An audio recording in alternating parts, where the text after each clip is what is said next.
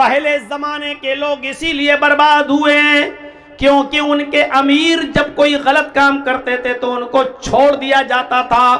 اور ان کے ضعیف و کمزور لوگ جب کوئی غلط کام کرتے تھے تو ان کو سزا دی جاتی تھی۔ قبیلہ بنو مخزوم کی ایک عورت جس کا نام فاطمہ تھا چوری میں پکڑی گئی، اللہ کے رسول کے پاس لائی گئی۔ نبی اکرم صلی اللہ علیہ وسلم نے فرمایا اس کی چوری اتنی زیادہ ہے کہ یہ حد کو پہنچ رہی ہے، اس کا ہاتھ کاٹ ڈالو۔ لوگوں نے کہا امیر گھر کی ہے، بڑے اونچے اور عزت دار گھرانے کی عورت ہے، اگر اس کا ہاتھ کٹ گیا تب تو ناک ہی کٹ جائے گی اس خاندان کی، اس قبیلے کی۔ نبی اکرم کے سب سے قریبی اور سب سے چہیتے صحابی حضرت اسامہ کے پاس سفارش کے لیے بھیجا گیا اسامہ کو کہ آپ اللہ کے رسول کے بہت قریبی لوگ ہیں، قریبی ہیں، آپ نبی سے سفارش کیجئے، شاید اللہ کے رسول آپ کی بات مان جائیں اور اس عورت کا ہاتھ نہ کٹوائیں۔ اللہ کے رسول نے اسامہ سے کہا آئے اسامہ اتشفع فی حد من حدود اللہ، فی حدود اللہ، کیا تم اللہ کی حدوں میں سے ایک حد کے لیے سفارش کرنے آئے ہو؟ یہ اللہ کی قائم کردہ حدیں ہیں اور تم کہتے ہو کہ میں اس عورت کو چھوڑ دوں؟ یہ سزا محمد نے نہیں، محمد کے رب نے نافذ کی ہے۔ نہیں، اس عورت کا بھی ہاتھ کاٹا جائے گا، تمہاری بھی سفارش نہیں مانی جائے گی۔ اللہ کے رسول نے سفارش ریجیکٹ کر دی اسامہ کی، اور اس عورت کا بنو مخزوم کے لڑکی کا عورت کا ہاتھ کاٹ ڈالا گیا جس کا نام فاطمہ تھا۔ جب اس کا ہاتھ کٹ گیا تو اللہ کے نبی صلی اللہ علیہ وسلم نے فرمایا لو ان فاطمہ بنت محمد سرقت لقطعت یدہا، اگر فاطمہ محمد کی بیٹی نے چوری کی ہوتی اور آج چوری میں وہ بھی پکڑی جاتی تو آج فاطمہ کا ہاتھ بھی کاٹنے سے محمد رسول اللہ کو کوئی نہیں روک پاتا، اس لیے کہ یہ عدل کا تقاضا ہے اور یہ سزا اللہ تبارک و تعالیٰ کی طرف سے نافذ کی گئی ہے، یہ سزا محمد رسول اللہ کی بنائی ہوئی نہیں ہے۔ اگر آج اس عورت کی جگہ پر محمد کی اپنی بیٹی بھی چوری میں پکڑی جاتی تو زمانہ دیکھتا، دنیا دیکھتی کہ محمد اپنی بیٹی فاطمہ کا بھی ہاتھ کٹوا دیتا۔ یہ ہے عدل و انصاف، اور جس قوم میں عدل و انصاف نہیں ہے سمجھ لو عرش کے سائے میں ان کو جگہ نہیں ملے گی۔ چلیے اب تھوڑا سا اور آگے بڑھیں۔ پہلی چیز ہو گئی ہے عدل و انصاف کرنے والے لوگ۔ دوسرا کون؟ وَشَابٌ نَشَأَ فِي عِبَادَةِ رَبِّهِ، دوسرا وہ نوجوان جو اپنے رب کی عبادت میں لگا ہوا ہے، اپنے رب کی عبادت میں، اس نے سب کچھ بھلا دیا اپنے رب کی عبادت میں۔ نوجوان شاب نشأ فی عبادت اللہ، اس کا مطلب کیا ہے؟ اللہ تعالیٰ کو جوانی کی عبادت زیادہ پسند ہے۔ بڑھاپے میں تو سبھی عبادت کرنے لگتے ہیں، بچوں کی شادی ہو گئی، اب سب ہو گیا، اب جا رہے ہیں حج کرنا ہے، سب سے نبٹ گئے، اب چلو حج کرے آئے، اب حج کر کے آئے تو اب اللہ اللہ کرنے پہنچ گئے مسجد میں۔ پوری جوانی تو خرافاتوں میں گزار دی، اب جب 2-3 سال کے مہمان رہ گئے، کھوسٹ بڈھے ہو گئے، صحیح سے زبان چلتی نہیں ہے، ہاتھ پیر اٹھ نہیں رہے، اب جا رہے ہیں اللہ تعالیٰ کی عبادت کرنے۔ میں یہ نہیں کہہ رہا ہوں کہ یہ عبادت اللہ کو پسند نہیں، لیکن نوجوانی کی عبادت زیادہ پسند ہے۔ غور کرو، وہ حضرت حنظلہ رضی اللہ تعالیٰ عنہ جن کی شادی ہوئی ہے اور آج پہلی رات ہے، رخصت ہو کر بیوی گھر پہ آئی ہے، آج شادی ہوئی، آج پہلی رات ہے، شوہر اپنی بیوی کے ساتھ، حنظلہ اپنی بیوی کے ساتھ سو رہے ہیں۔ میاں بیوی کے درمیان جو تعلق ہوتا ہے وہ بھی قائم ہو چکا ہے، اتنے میں جنگ کا اعلان ہو جاتا ہے، جہاد کے لیے نکلنے کا اعلان ہو جاتا ہے۔ حضرت حنظلہ اسی کنڈیشن میں کہ اپنی بیوی سے ملے ہیں، ابھی غسل نہیں کیے،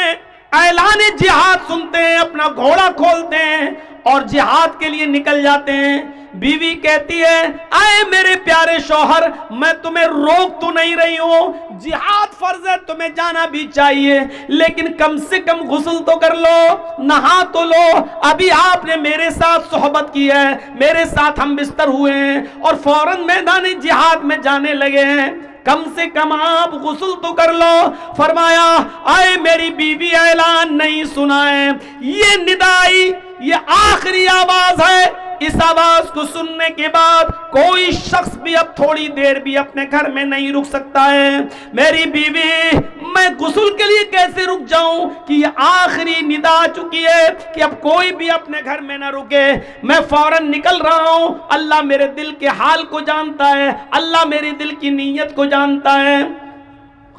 اٹھے, گھوڑا کھولا اور دوڑے اور چلے گئے میدان جنگ میں, لڑے, کئی کافروں کو قتل بھی کیا, لیکن اس جنگ کے اندر خود بھی شہید ہو گئے, شہید ہو گئے. اور شہید کا اصول یہ ہے شریعت میں کہ اس کو جن کپڑوں میں شہید ہوتا ہے, کوئی آدمی اللہ کی راہ میں جب مارا جائے تو انہی کپڑوں میں دفن کیا جاتا ہے, شہید کو کوئی نیا کفن نہیں پہنایا جاتا, شہید کو غسل نہیں دیا جاتا, شہید کی جنازے کی نماز نہیں پڑھی جاتی, ایسے ہی اس کو انہی کپڑوں میں دفن کر دیا جاتا ہے. جب اس کو دفن کرنے کے لیے لے جایا جا رہا تھا تو حنظلہ کی بیوی کہنے لگی اے اللہ کے رسول میرے شوہر کو غسل دے دیجئے. اللہ کے نبی فرماتے ہیں اے حنظلہ کی بیوی کیا تجھے پتہ نہیں تیرا شوہر شہید ہوا ہے اور شہید کو غسل نہیں دیا جاتا, اس کو انہی کپڑوں میں کفنایا جائے گا,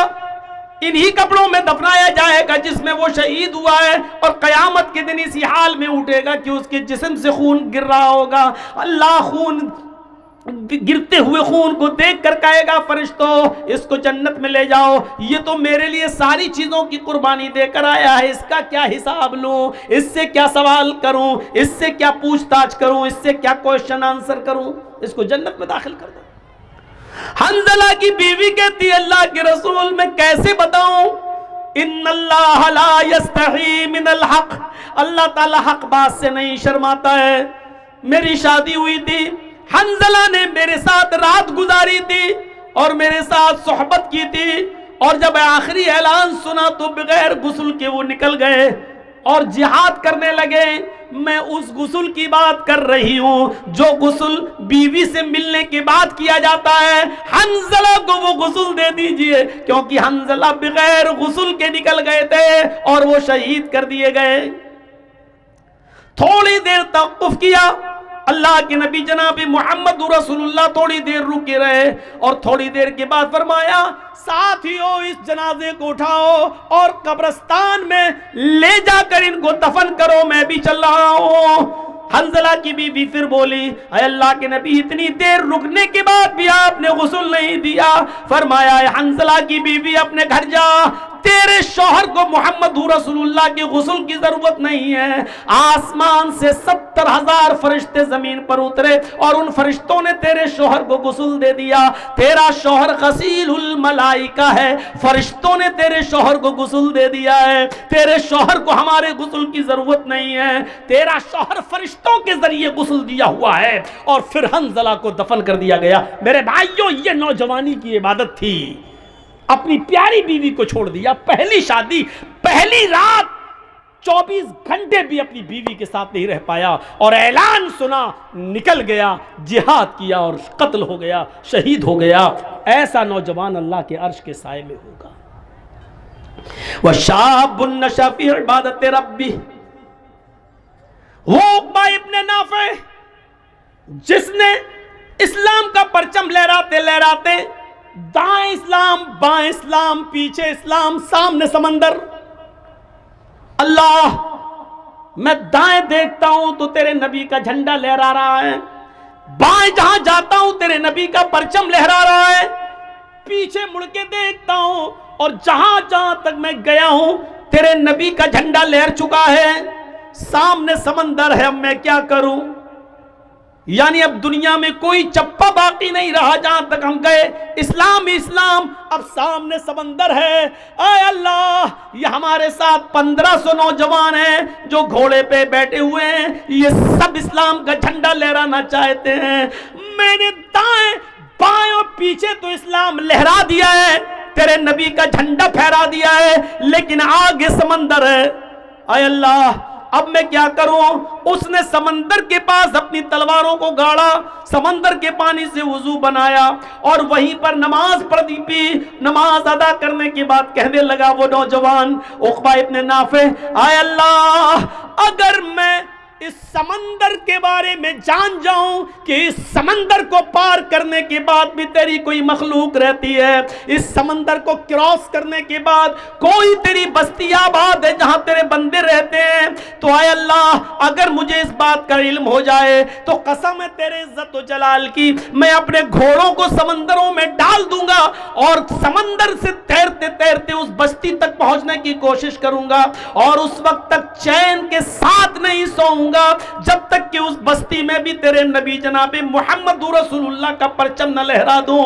عقبہ ابن نافع کے اندر یہ کون سا جذبہ تھا؟ عبادت کا جذبہ۔ یہ کون سی عبادت تھی؟ یہ کون سی ریاضت تھی؟ میرے بھائیوں، ایسے ہی عبادت کرنے والے اور ہر وقت نماز کی طرف، ہر وقت عبادت کی طرف، اللہ کی عبادت کی طرف جن کا دماغ لگا ہوا ہے اور جو عبادت میں لگے ہوئے، یہ لوگ اللہ کے عرش کے سائے میں ہوں گے۔ یہ اللہ کے عرش کے سائے میں ہم اور آپ سردیوں کے دنوں میں، دسمبر کی اور جنوری کی سردی میں جو اپنے اوپر سے کمبل نہ ہٹا سکے، جو لحاف کی قربانی نہ دے سکے، جو اپنی نیند کی قربانی نہ دے سکے اور تصور کیے بیٹھا ہوا ہے کہ ہم اللہ کے عرش کے سائے میں ہوں گے، ہمیں جنت ملے گی، میرے بھائیو جنت اتنی سستی اور اتنی آسان بھی نہیں ہے۔ دو چیزیں، عدل و انصاف کرنے والا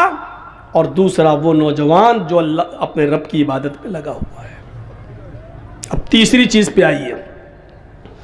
وَرَجُلٌ ذَكَرَ اللَّهَ خَالِيًا فَفَاضَتْ عَيْنَاهُ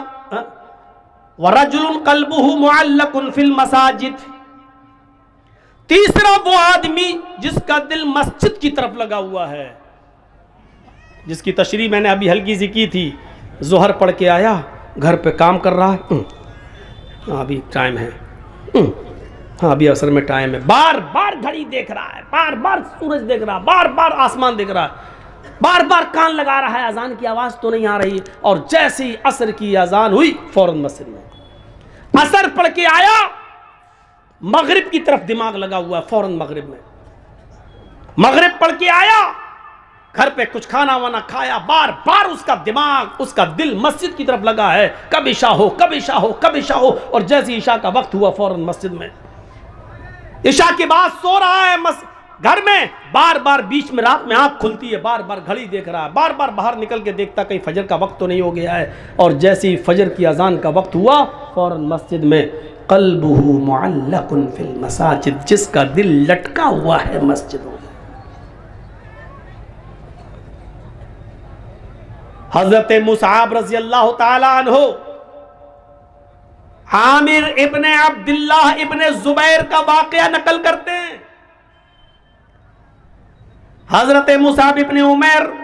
حضرت عامر ابن عبداللہ ابن زبیر کا واقعہ نقل کرتے ہوئے کہتے ہیں کہ وہ سخت بیمار، آخری سانسیں لے رہے ہیں، کافی کمزوری اور جسم میں ان کی نقاہت ہے، کمزوری ہے، اور اتنے میں ان کے کانوں میں اذان کی آواز جاتی ہے، اور نوٹ کیجئے گا یہ مغرب کی اذان ہے، مغرب کی اذان کی آواز ان کے کانوں میں جاتی ہے، اللہ اکبر اللہ اکبر، اذان کی آواز سنتے ہی عامر ابن عبداللہ ابن زبیر کہتے ہیں اپنے گھر والوں سے مجھے اٹھاؤ اور مسجد کی طرف لے کر چلو۔ بچوں نے کہا رے آپ کی حالت دیکھیے کیا ہے، آپ نہیں جا سکتے، آپ لیٹے رہیے، ایسے ہی لیٹ کے نماز پڑھ لیجئے۔ عامر ابن عبداللہ ابن زبیر کا جو جواب تھا وہ سنیے، کہتے ہیں کہ میرے بچوں، میں اللہ کے داعی کی آواز پر لبیک کیوں نہ کہوں، اللہ کی طرف بلانے والا داعی دعوت دے رہا ہے نماز کی، میں اس کی دعوت پر لبیک کیسے نہ کہوں؟ مجھے تھوڑا سا سہارا دے دو، مجھے اٹھا دو اور مجھے مسجد تک پہنچا دو، بیمار ہیں، آخری وقت ہے۔ ابھی آپ کو پتہ چل جائے گا ان کا آخری وقت بھی ہے، کس کنڈیشن میں ہیں وہ۔ جب انہوں نے ضد کی کہ میرے بچوں دیکھو، قیامت کے دن میں تم سب کا گریبان پکڑوں گا اگر تم نے مجھے مسجد میں نہیں پہنچایا۔ یہ اذان کی آواز میرے کانوں میں پڑ گئی، اب اللہ کے داعی کی آواز پر لبیک کہنا ضروری ہے، مجھے مسجد میں جانا ہے۔ اب ان کی ضد کے آگے ان کے بچوں نے ان کو اٹھایا، محلے کے 2-4 لوگ اور آ گئے، انہوں نے بھی سہارا دیا اور گھر میں کسی طریقے سے ان کو وضو کروانے کے بعد مسجد میں داخل کر دیا۔ وہ مسجد میں داخل ہو جاتے ہیں اور جماعت کے ساتھ مغرب کی نماز پڑھنے لگتے ہیں، اور جب نماز پڑھتے ہیں تو آپ اندازہ لگا سکتے ہیں کہ مغرب کی 3 رکعتیں ہوتی ہیں، وہ بیٹھ کر نماز ادا کر رہے ہیں۔ ابھی 1 رکعت ہی وہ نماز ادا کر سکے کہ 1 رکعت نماز پڑھنے کے بعد ان کا انتقال ہو جاتا ہے۔ وہ اسی مسجد کے اندر 1 رکعت نماز پڑھنے کے بعد انتقال کر جاتے ہیں۔ اب آپ اندازہ لگا سکتے ہیں کہ وہ کتنے بیمار رہے ہوں گے۔ اتنی بڑی بیماری کے باوجود وہ یہ کہہ رہے ہیں کہ اذان کی آواز جب میرے کانوں میں پہنچ گئی ہے تو پھر میں اللہ کے داعی اور اللہ کی طرف بلانے والے آدمی کی دعوت پر میں لبیک کیسے نہ کہوں، اس کی آواز پر میں لبیک کیوں نہ کہوں؟ لہذا مجھے وہاں تک پہنچاؤ، اور پہنچایا گیا اور 1 رکعت پڑھی اور انتقال کر گئے۔ ان کا دل مسجد کی طرف لگا ہوا تھا۔ رجل قلبہ معلق فی المساجد، یہ ہے اذان ہو رہی ہے لیکن مجھے مسجد میں پہنچاؤ، اذان ہو رہی ہے مسجد میں پہنچاؤ۔ یہاں اذان ہوتی ہے ہم لوگ چائے پیتے ہیں، یہاں اذان ہو رہی ہے ہم لوگ بازاروں میں سبزیاں خرید رہے ہیں، یہاں اذان ہو رہی ہے ہم لوگ اپنے کاروبار میں لگے ہوئے ہیں، یہاں اذان ہو رہی ہے ہم اپنے بینک میں نوکری کر رہے ہیں، یہاں اذان ہو رہی ہے ہم اپنے بزنس میں لگے ہوئے ہیں، یہاں اذان ہو رہی ہے ہم اپنے کھیتوں میں لگے ہوئے ہیں، اپنے کاروبار میں لگے ہوئے ہیں، اور تصور ہے کہ ہم جنت میں جائیں گے۔ ارے اللہ کے عرش کا سایہ نہیں ملے گا، جنت تو بہت دور کی بات، اللہ کے عرش کا سایہ بھی نہیں ملے گا۔ امام بغوی نے اپنی مشہور و مایہ ناز کتاب السیر کے اندر عبید اللہ القواریری کا ایک واقعہ نقل کیا ہے کہ وہ شام بصرہ کے رہنے والے تھے، بصرہ کے، ان کے گھر کوئی مہمان آ گئے۔ ویسے تو وہ 5 وقت کی نماز میں پہلی تکبیر میں مسجد میں رہتے تھے، لیکن آج ان کے گھر میں کوئی مہمان آ گیا، مہمان کی دیکھ ریکھ خاطر مدارات کی وجہ سے اس کو کھانا وانا کھلانے میں تھوڑی سی دیر ہو گئی، اتنی سی دیر ہو گئی کہ عشاء کی اذان کے بعد جماعت مسجد میں ہو گئی۔ وہ اپنے مہمان کو کھانا کھلانے کے بعد مسجد کی طرف گئے تو کیا دیکھتے ہیں کہ مسجد سے لوگ نماز پڑھ کے واپس آ رہے ہیں۔ پوچھا کہ کیا ہوا؟ کہ جماعت ہو گئی۔ وہ دوسرے محلے میں گئے کہ وہاں جا کر شاید نماز مل جائے، جماعت مل جائے، لیکن دوسرے محلے میں جاتے ہیں تو کیا دیکھتے ہیں کہ ادھر بھی جماعت ہو چکی ہے۔ انہوں نے بصرہ کی آس پاس کی جتنی مسجدیں تھی کوشش کر کے دیکھ لیا کہ کہیں جماعت مل جائے، کیونکہ جماعت کا ثواب اکیلے نماز پڑھنے سے 27 گنا زیادہ درجہ رکھتا ہے۔ اس ثواب کی امید میں وہ جاتے ہیں کہ نماز ادا کر لوں، جماعت مل جائے، لیکن ان کو بصرہ کی کسی مسجد میں عشاء کی جماعت نہیں ملی۔ تو پھر وہ اپنے گھر آ گئے اور اپنے گھر پر انہوں نے جائے نماز بچھائی، مصلی بچھایا اور عشاء کی نماز وہ پڑھنے لگے۔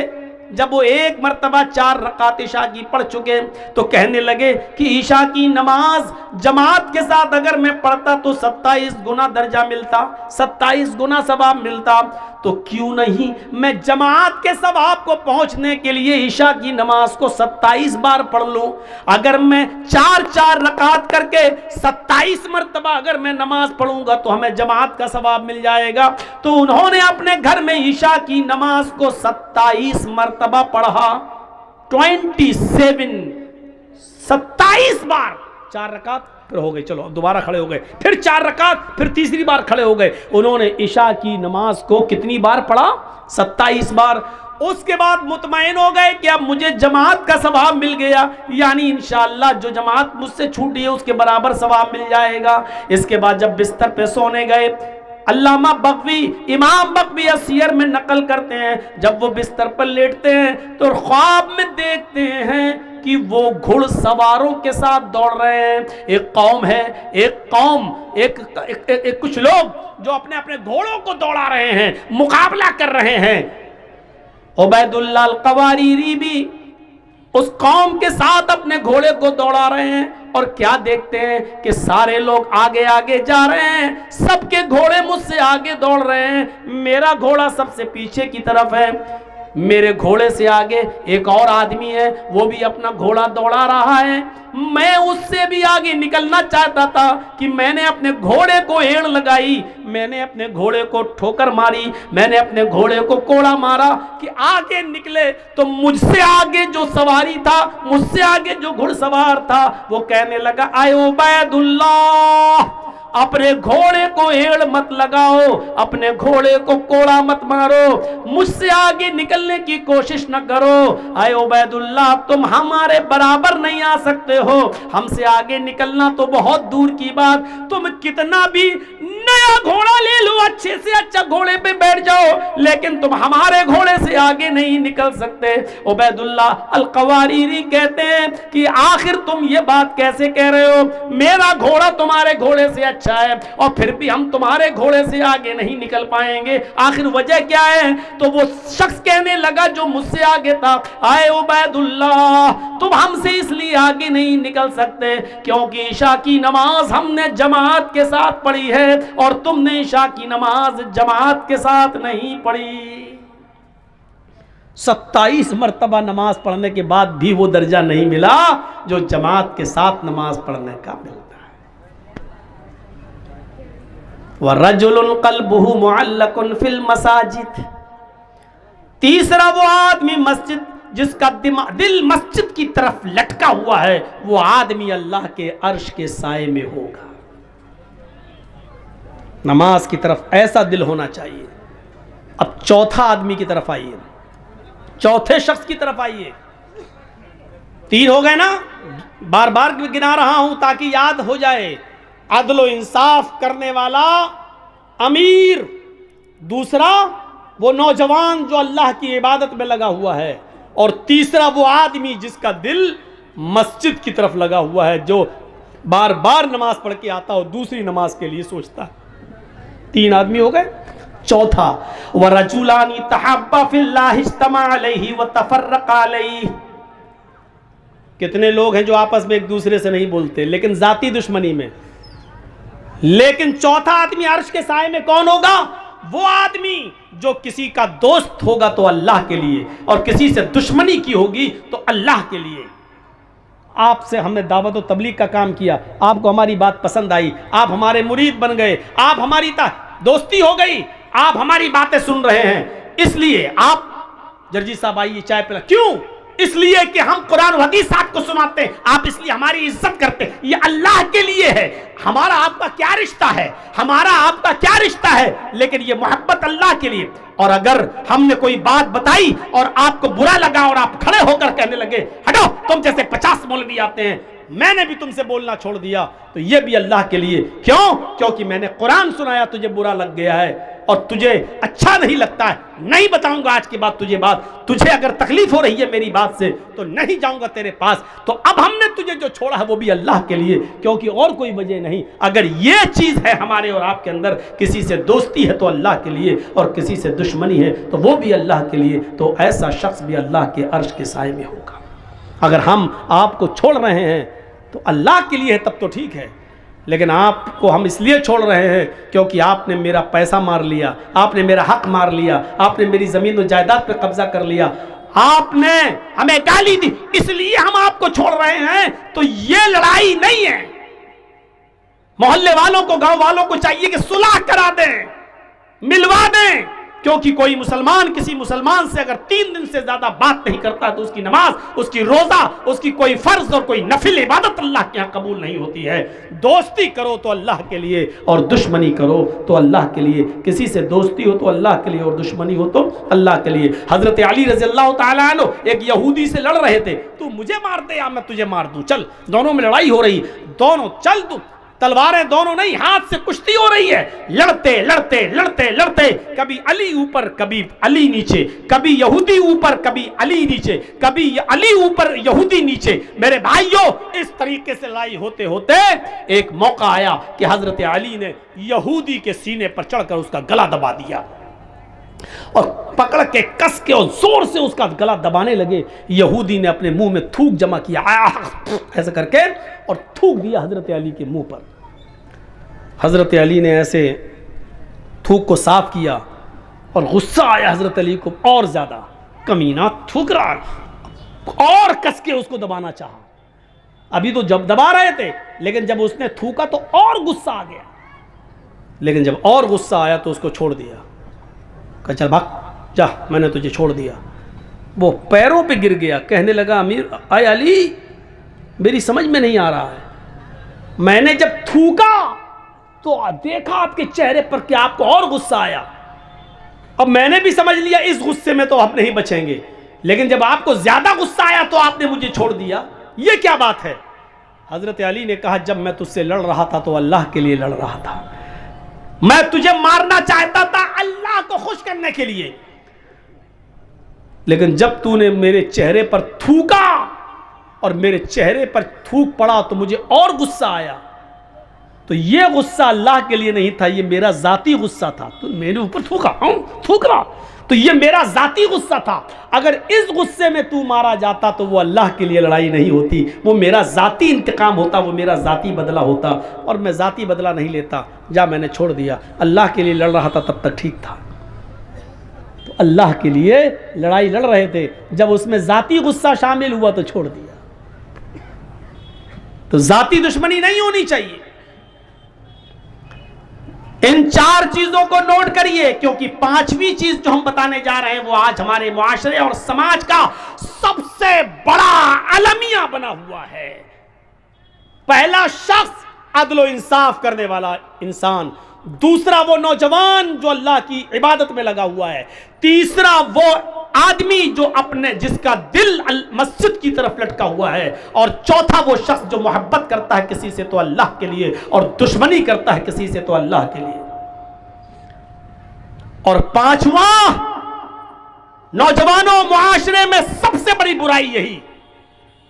وَرَجُلٌ دَعَتْهُ امْرَأَةٌ ذَاتَ مَنْصَبٍ وَجَمَالٍ فَقَالَ إِنِّي أَخَافُ اللَّهَ،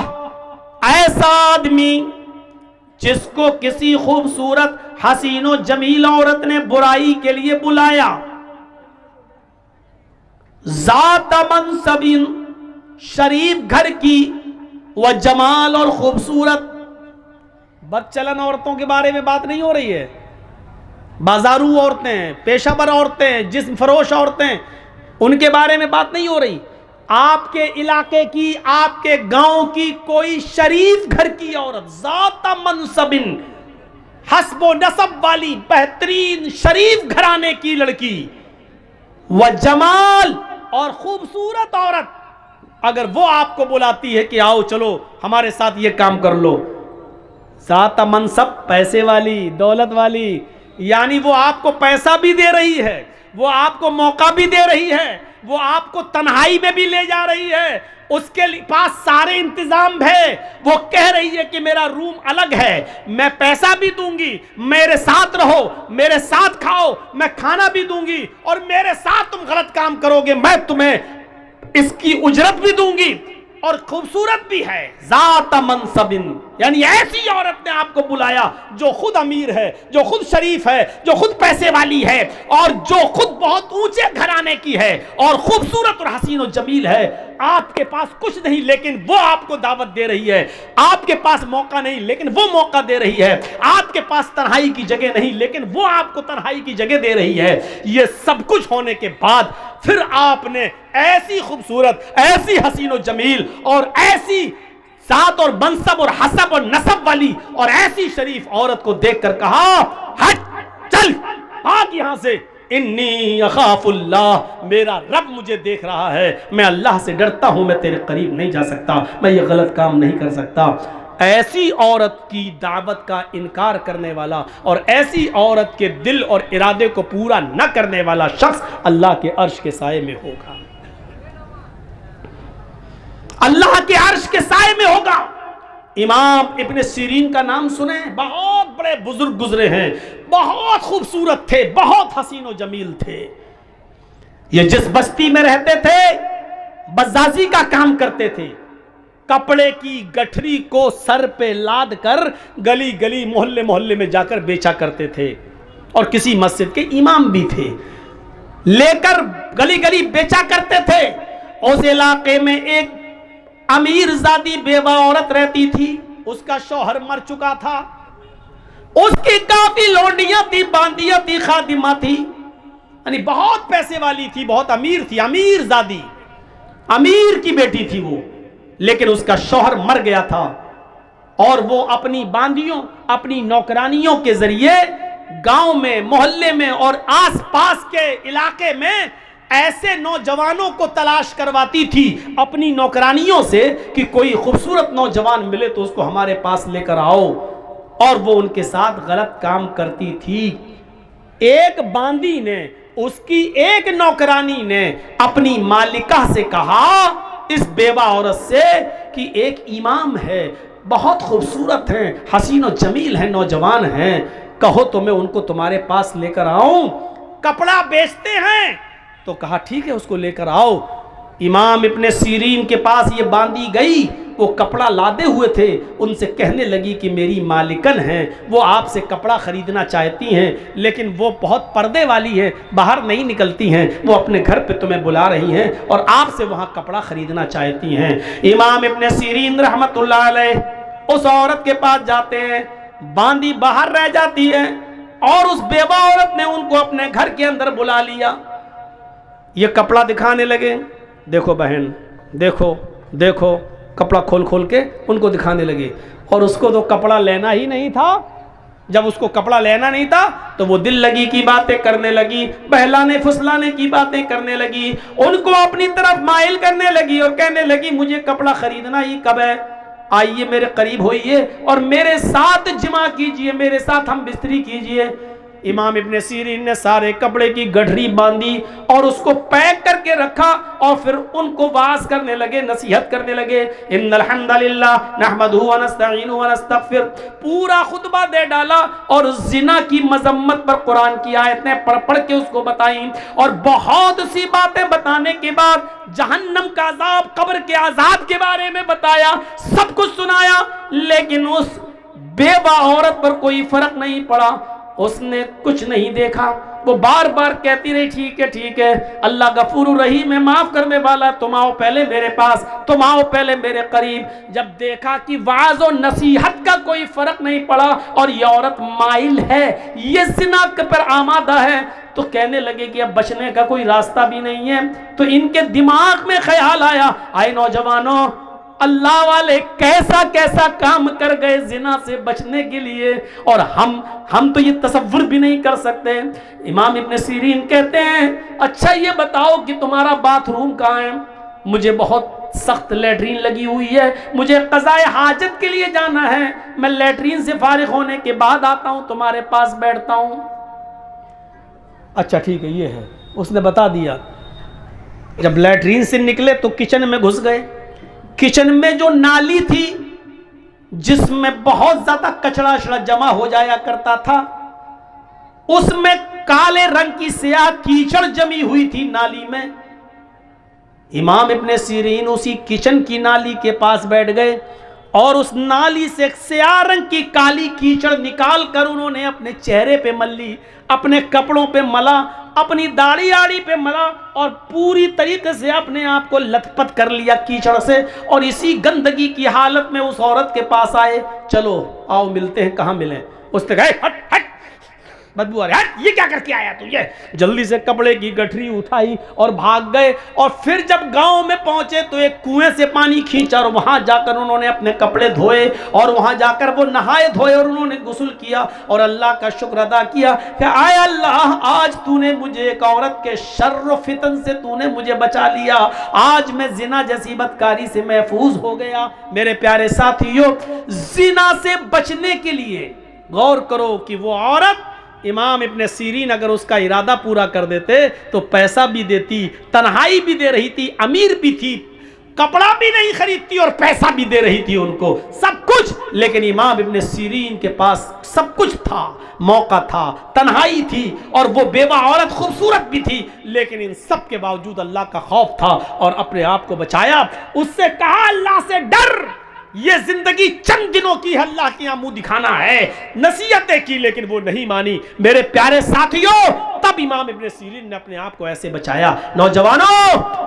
اس زنا کاری و بدکاری کے راستے سے اپنے آپ کو بچا لینے والا اور کسی خوبصورت عورت کی دعوت پر یہ کہہ دینے والا کہ انی اخاف اللہ، میں اللہ سے ڈرتا ہوں، ایسا شخص بھی قیامت کے دن اللہ کے عرش کے سائے میں ہوگا۔ بخاری شریف کے اندر ایک واقعہ آیا ہے،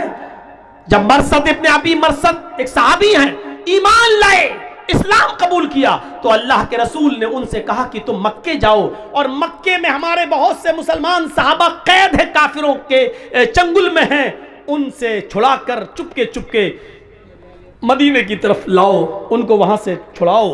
تو یہ رات میں مکے پہنچتے تھے اور رات میں جاتے تھے، چپکے سے کسی گھر میں گھستے تھے، جہاں کوئی مسلمان صحابی قیدی ہوتا تھا اس کو اٹھا کر لاتے تھے اور پھر اس کی بیڑیوں کو توڑتے تھے اور پھر اس کو مدینہ بھیج دیا کرتے تھے، کیونکہ اسلام لانے سے پہلے خود یہ چور تھے، اسلام لانے سے پہلے خود یہ چور تھے، ان کو بیڑیاں توڑنے میں مہارت تھی، یہ جانتے تھے۔ تو اللہ کے رسول نے ان سے وہی کام لیا کہ تم اب مسلمان صحابہ کی بیڑیاں توڑ کر ان کو کافروں سے چھڑاؤ، ان کے اوپر ظلم کر رہے ہیں وہ کافر، ان کو چھڑاؤ۔ تو ایک دن یہ مکے کے اندر پہنچ گئے اور اسی جگہ چلے گئے جہاں مسلمان صحابہ قید تھے، رات کی تاریکی کا فائدہ اٹھایا اور ایک دیوار کے پیچھے چھپ گئے۔ چاندنی رات تھی، رات کے اندھیرے میں ایک عورت نکل کے آئی، اس نے دیوار کے پیچھے ایک سایہ دیکھا، سمجھ گئی کہ اس دیوار کے پیچھے کوئی آدمی بیٹھا ہے، اس آدمی کا سایہ یہاں آ رہا ہے۔ وہ گئی دیوار کے پیچھے، کیا دیکھتی ہے کہ ایک آدمی بیٹھا ہوا ہے، اور دیکھتے ہی اس کو پہچان گئی، کہنے لگی تم تو مرثد ہو، تم تو مرثد ہو۔ مرثد نے دیکھا، مرثد بھی پہچان گئے، کہنے لگے تم تو عناق ہو، تم تو عناق ہو۔ کہاں زمانے جاہلیت میں جب مرثد اسلام نہیں لائے تھے تو اس عورت کے ساتھ ان کے ناجائز تعلقات تھے، کئی مرتبہ اس عورت کے ساتھ مل چکے تھے، لمبے تلنگے لمبے چوڑے تھے، وہ عناق ان کی دیوانی تھی۔ اتنے دنوں کے بعد آج دیکھتی ہے، کہتی ہے مرثد پرانی یادیں تازہ ہو گئیں، کتنے سال کے بعد تم آئے ہو، چلو ہمارے گھر چلو، ہمارے گھر میں کوئی نہیں، آج کی رات ہمارے ساتھ سو جاؤ، وہیں رات گزارو۔ مرثد ابن ابی مرثد کہتے ہیں کہ آیا ناق، اب ان ہاتھوں نے محمد رسول اللہ کے ہاتھوں کو چھو لیا ہے، یہ ہاتھ محمد رسول اللہ سے ٹچ ہو چکے ہیں، ان ہاتھوں نے محمد رسول اللہ سے مصافحہ کر لیا ہے۔ آیا ناق، اب حرام عورت کی طرف میں ہاتھ نہیں بڑھا سکتا، آیا ناق بہتر ہے کہ تم چلی جاؤ۔ اناق کہنے لگی اچھا اب تم بدل گئے ہو، میری آرزو اور میرے ارمانوں کا تم گلا گھونٹ رہے ہو، اتنے سالوں کے بعد آئے ہو، اگر تم نے میرے ارادے اور میرے ارمان اور میری آرزوؤں کو پورا نہ کیا تو میں چلا دوں گی۔ مرثد ابن ابی مرثد کہتے ہیں کہ کچھ بھی کرو لیکن اب میں تمہارے ساتھ زنا نہیں کر سکتا ہے، میں محمد رسول اللہ صلی اللہ علیہ وسلم، ان آنکھوں نے محمد رسول اللہ کا دیدار کر لیا ہے، اب یہ حرام چیز کی طرف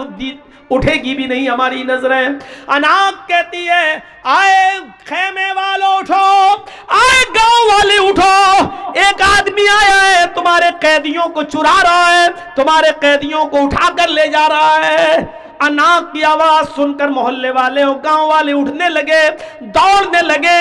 مرثد ابن ابی مرثد نے جب ان کو آتا ہوا دیکھا تو وہ بھاگ گئے، ایک پہاڑ کی طرف چلے گئے، اور پہاڑ کے اوپر چڑھنے کے بعد ان کو ایک غار نظر آئی تو وہ پہاڑ سے نیچے اتر کر اس غار کے اندر چھپ گئے۔ وہ لوگ پہاڑ کے اوپر تک آئے، ان کو غار کا دروازہ نہیں دکھائی دیا۔ انہوں نے، گاؤں والوں نے اس پہاڑ کے اوپر کھڑے ہو کر پیشاب بھی کیا۔ مرثد ابن ابی مرثد کہتے ہیں، بخاری کی روایت ہے، وہ پیشاب کر رہے تھے اور ان کا پیشاب ہمارے سر پر آ رہا تھا۔ وہ پیشاب کر رہے تھے اور ان کا پیشاب ہمارے سر پر گر رہا تھا، لیکن میں ٹس مس نہیں کر رہا تھا۔ اگر میں تھوڑا بہت ہلتا تو وہ مجھے پہچان لیتے اور دیکھ لیتے۔ میں ایسے ہی چھپا رہا، یہاں تک کہ کچھ دیر کے بعد وہ سب چلے گئے۔ رات کافی ہو گئی اور وہ سب چلے گئے، اناق بھی چلی گئی، یہ سوچ کر کہ اب تو مرثد ابن ابی مرثد بھاگ گیا ہے۔ پھر تھوڑی دیر کے بعد میں غار سے نکلا اور پھر میں اپنے کام میں لگ گیا۔ اس کے باوجود میں نے ایک آدمی کو اٹھایا، اس کو اپنے کاندھوں پر لادا، لیکن وہ بہت بھاری آدمی تھا، ہم اس کو لے کے چل نہیں پا رہے تھے۔ وہ بار بار اس کو اٹھاتے اور وہ مجھے تھکا دیتا۔ تھوڑی دیر کے بعد ہم جب اس کے گاؤں سے باہر نکلے تو میں نے اس کی پیروں کی بیڑیاں توڑی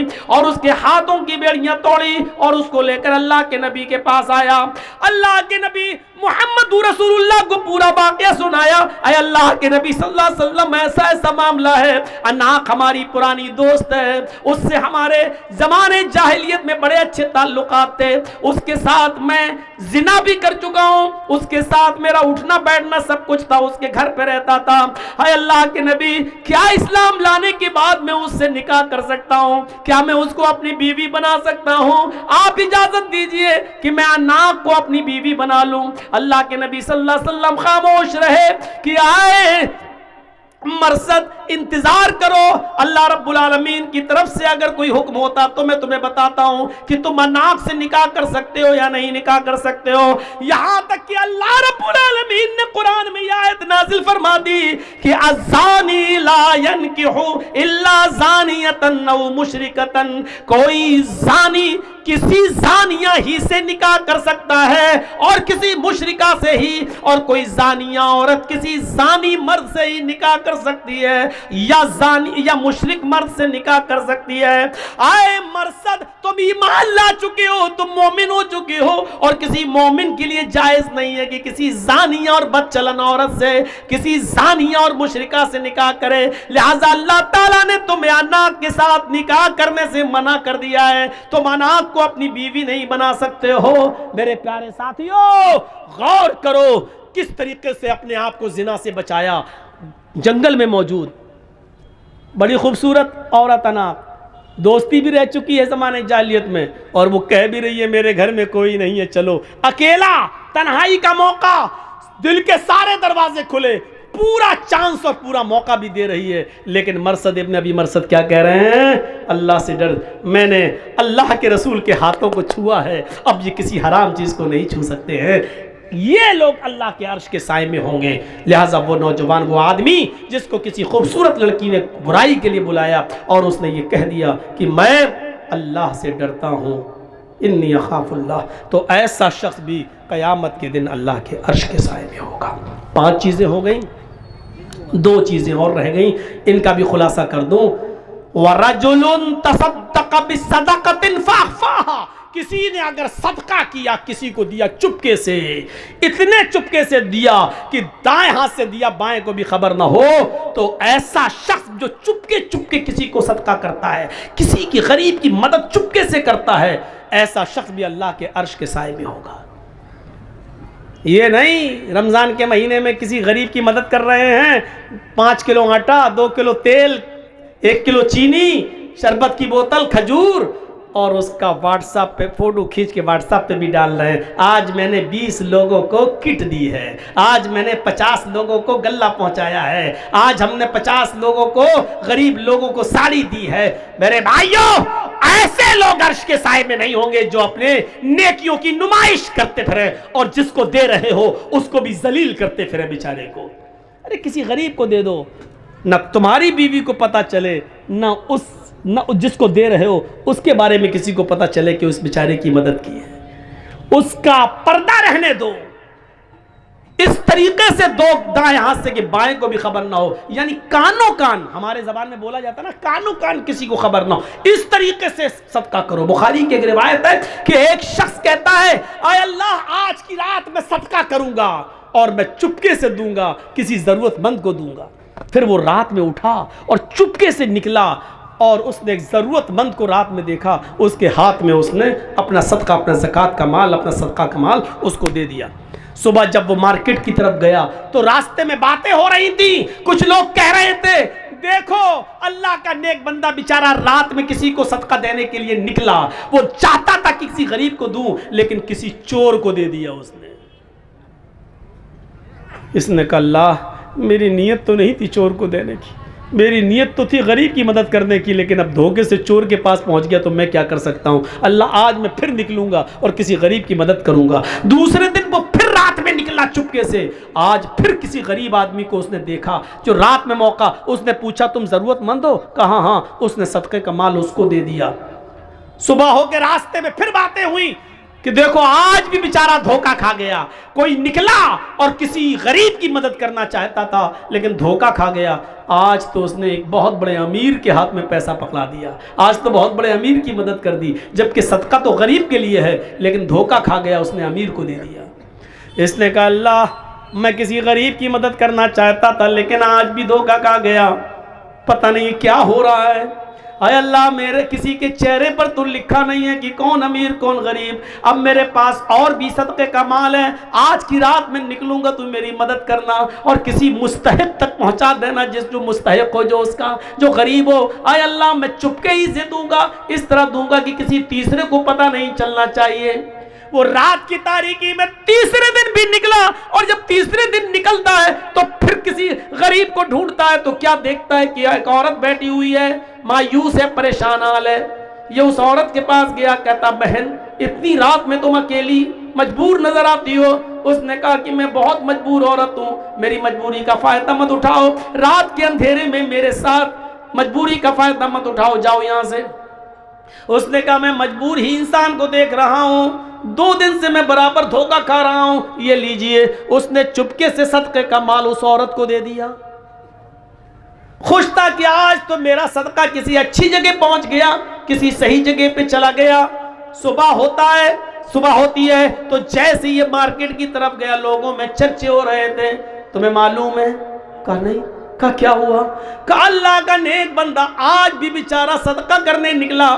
اور کسی غریب کی مدد کرنا چاہتا تھا لیکن آج اس نے ایک بد چلن اور بدکار عورت کو صدقہ کر دیا، اپنا مال کسی زانی اور بد چلن عورت کو دے دیا۔ اس کا کام رات میں روزانہ نکلنے کا ہے اور کسٹمر تلاش کر کے جسم بیچتی ہے، ان سے پیسہ لیتی ہے۔ اس نے کہا اللہ مجھے ثواب نہیں ملے تو گناہ بھی مت دینا، اس لیے کہ میری نیت تو اچھی تھی غریب کی مدد کرنے کی، لیکن میں 3 دن دھوکہ کھا گیا اور اب میرے پاس زکوٰۃ کا صدقے کا سارا مال بھی ختم ہو گیا۔ اگر تو مجھے ثواب نہ دے تو گناہ بھی مت دینا، کیونکہ میں نے جان بوجھ کر کسی امیر کی، چور کی اور بدکار عورت کی مدد نہیں کی۔ جب رات میں یہ سویا تو خواب دیکھتا ہے کہ کوئی کہہ رہا، بخاری کی حدیث، رات میں خواب دیکھتا کوئی کہہ رہا ہے تو مایوس مت ہو، نادم مت ہو، اللہ نے تیرے صدقے کو قبول کر لیا۔ ہو سکتا ہے کہ جس چور نے چور کو تو نے صدقہ کیا، ہو سکتا ہے کہ وہ چور تیرے صدقے کا مال پا کر اپنی چوری سے توبہ کر لے، ہو سکتا ہے جس امیر آدمی کو تو نے صدقہ دیا